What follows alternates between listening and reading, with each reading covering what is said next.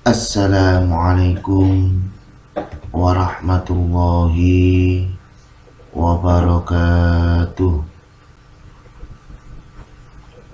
Alhamdulillahi rabbil alamin. Wabihi nasta'inu ala umuri dunya waddin.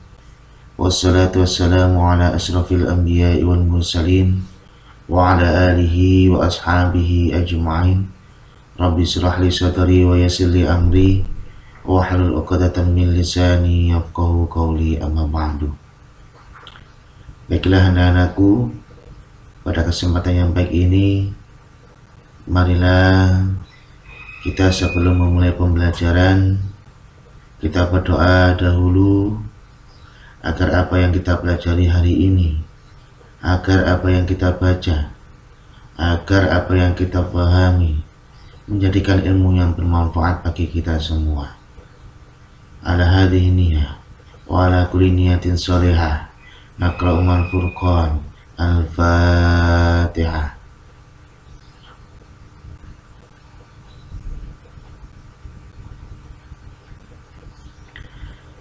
Baiklah anak-anakku, setelah kita berdoa, kita pada pagi hari ini akan melanjutkan materi aswaja dengan materi yaitu pondok pesantren. Latar belakang berdirinya dan pengertiannya.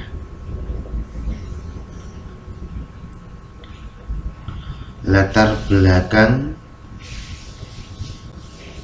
berdirinya dan pengertiannya.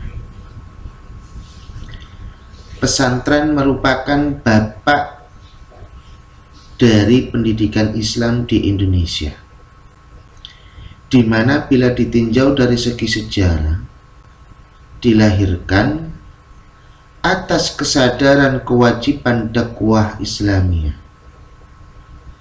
yakni menyebarkan dan mengembangkan ajaran Islam sekaligus mencetak kader-kader ulama.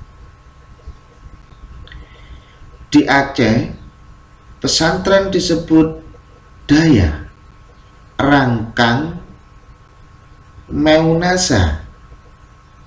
Pasundan disebut Pondok, dan di Minangkabau disebut Surau. Pimpinan pesantren tertinggi atau pengasuh disebut Kiai kalau di Jawa, Tengku kalau di Aceh, Datuk atau Buya di Minangkabau, Abah atau Ajengan yaitu di Sunda.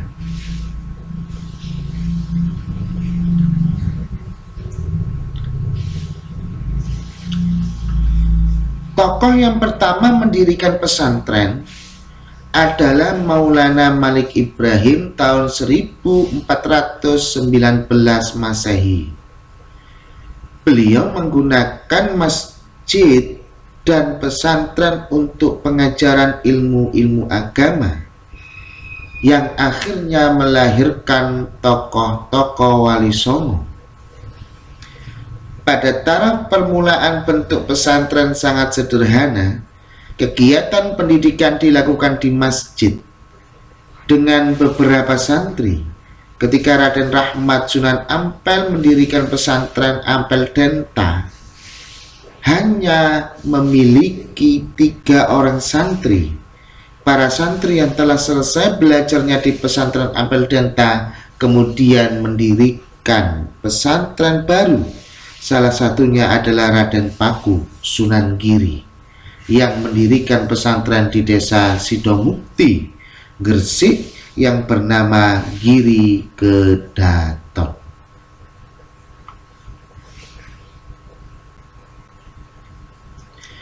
Pesantren Giri Kedaton memiliki santri dari berbagai daerah seperti Jawa, Madura, Lombok, Sumbawa, Makassar, Ternate, dan lain-lain.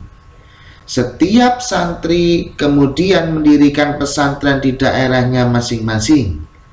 Dengan demikian pesantren dapat berkembang dengan pesat.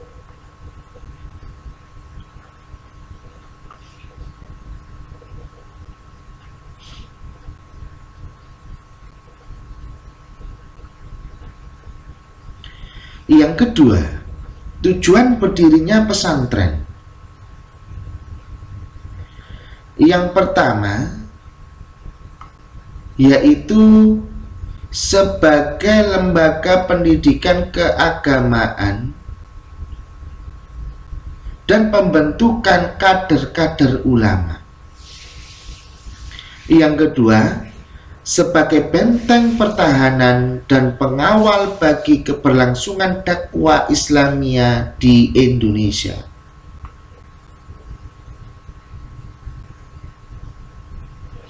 Itu adalah tujuan berdirinya pesantren.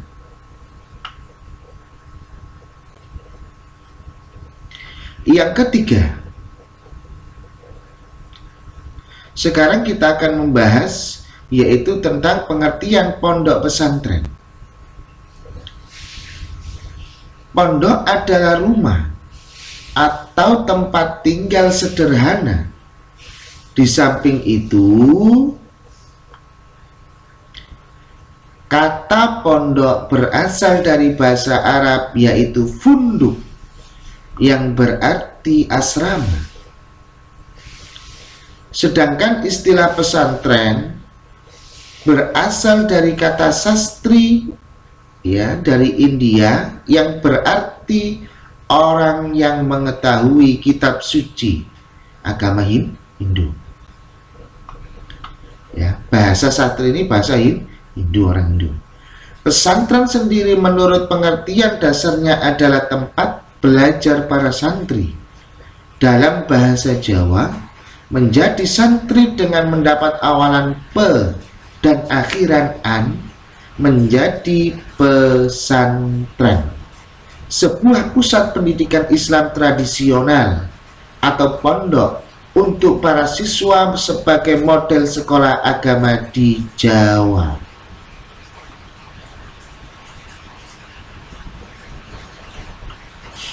Itu adalah pengertian dari pondok pesantren.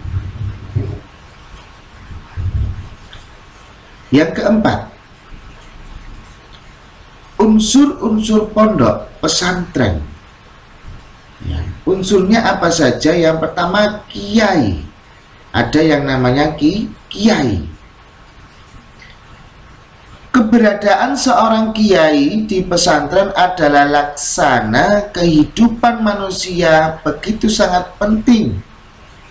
Esensialnya kedudukan seorang kiai karena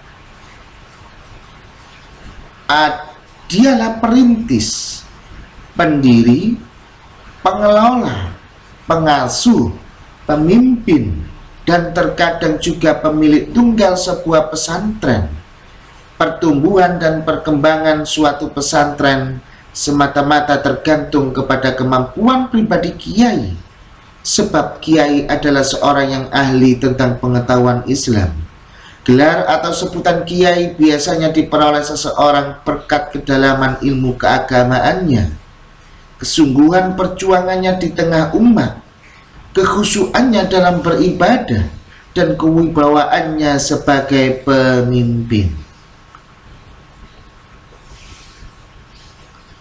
Yang kedua adalah santri. Santri adalah pelajar yang datang dari daerah sekitar pondok pesantren untuk menyerahkan dirinya sepenuhnya kepada kiai guna belajar dan mendalami ilmu agama. Santri dengan penuh tawadhu, disiplin, dan taat kepada kiai yang nantinya akan diharapkan mendapatkan ilmu yang manfaat, barokah di dunia dan di akhirat.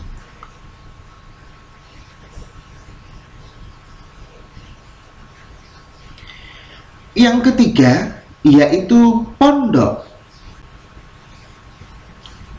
Pondok adalah suatu tempat yang mempunyai nilai ganda, yaitu tempat para santri untuk bertempat tinggal, tempat belajar, dan tempat untuk melatih diri sendiri setiap hari dengan hidup yang sederhana.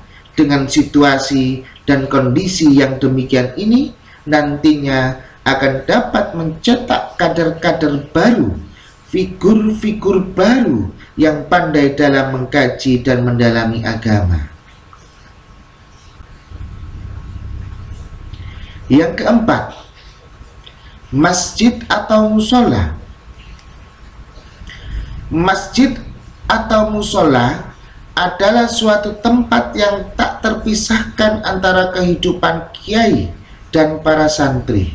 Di samping untuk beribadah kepada Allah, juga untuk mengkaji dan mendalami ilmu agama.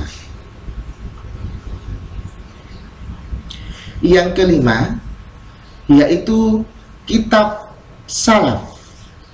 Kitab salaf atau kitab kuning merupakan kitab pokok yang diajarkan di lingkungan pondok pesantren. Kitab salaf yang diajarkan ini meliputi pelajaran fikih, akidah, tasawuf, dan lain-lain. Semuanya dikarang oleh ulama yang terkenal seperti Syekh Nawawi, Ad-Darimi, Imam Abu Dawud, An-Nasai, At-Tabari, Ibnul Qasi, Al-Ghazali, dan lain-lain, masih banyak lagi.